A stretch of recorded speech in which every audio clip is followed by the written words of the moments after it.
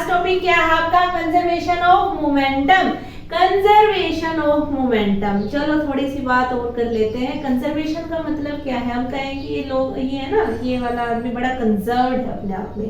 Conserved का मतलब क्या है, ना तो किसी को मतलब देने का काम है, ना किसी से लेने का, मतलब अपने आप में ही सीमित है, मतलब ज्यादा किसी से है ना वो तालमेल नहीं रखना। तो ये वाला जो है ना कंजर्वेशन, ये भी आपका जो मोमेंटम वाला कंजर्वेशन है ना, उसी से रिलेट करके रखना कि ये भी क्या करता है कि जैसा पहले था बाद में भी वैसा ही है, मतलब इसमें कोई चेंजेस नहीं आने। मतलब कुछ टाइम के लिए हम ये कहते हैं ना कि एक आदमी हमेशा से परेशान परेशान परेशान है और हम उसको थोड़ा सा मोटिवेट कर देते हैं, तो मोटिवेट करने के बाद क्या होता है, कुछ टाइम के लिए उसके अंदर चेंजेस आएंगे, लेकिन बाद में जैसा वो है वो वैसा ही रहेगा। तो इसमें कंजर्वेशन की अगर हम बात करें तो कंजर्वेशन ऑफ मोमेंटम भी आपकी यही चीज कहता है, व्हेन टू और मोर ऑब्जेक्ट, जब दो या दो से ज्यादा object act upon one another, एक दूसरे के साथ मतलब एक्ट करते हैं, then total momentum remain constant provided no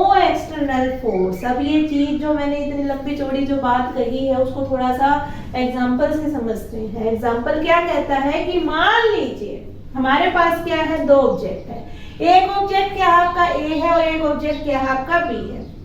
दोनों ऑब्जेक्ट्स को हमने रखा हुआ है, यहाँ पे जो रखा है ना वो आपकी कौन सी पोजीशन है, रेस्ट की पोजीशन है, कि मतलब हमने उनका कोई मोशन नहीं कराया। मोशन नहीं कराया तो मतलब कौन सी स्टेट में आपकी, स्टेशनरी है, मतलब उसमें कोई मोशन नहीं है। तो ऑब्जेक्ट ये आपका ए है, ये आपका बी है।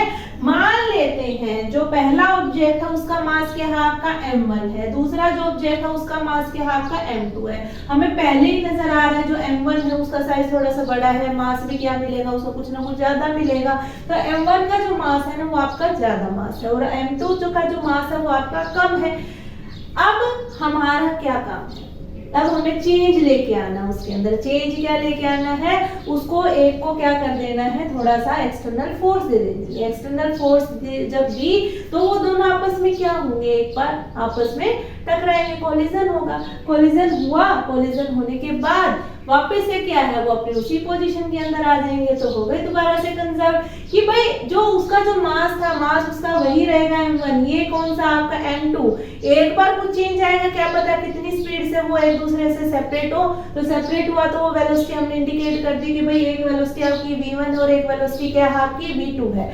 तो आपने देखा कि जो पहले आपने बिना कोलिजन किए भी ऑब्जेक्ट्स क्या थे आपके, दूर दूर थे, कोलिजन कराया, उनका एक्सटर्नल फोर्स लगाया, एक्सटर्नल फोर्स लगाने के बाद वापस से वो टच होने के बाद फिर से दूर हो गए, फिर से दूर हुए, तो मतलब जो चीज जैसी थी वैसी ही है, उसमें कोई चेंजेस नहीं आए। तो एनर्जी के नाइदर, हम कहते हैं ना कंजर्वेशन ऑफ एनर्जी बताइए तो हम बिल्कुल रटे रखते हैं, energy can neither be created nor be destroyed, मतलब इसमें ना तो हमने कुछ क्रिएट किया ना डिस्ट्रॉय किया। मोमेंटम में भी यही चीज है कि व्हेन टू और more object act upon one another, कि जब दो या दो से ज्यादा ऑब्जेक्ट आपस में एक दूसरे के साथ एक्ट करते हैं, then their total momentum remain constant। जो उनका जो टोटल मोमेंटम है, जो उसमें जो मूवमेंट्स जो होगी वो भी कैसा रहेगा आपका, कांस्टेंट ही रहेगा।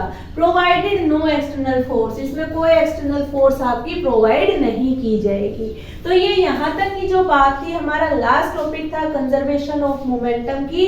तो यहाँ तक हमारी क्लास कंप्लीट होती है, आगे चलेंगे न्यूमेरिकल्स। Thank you class.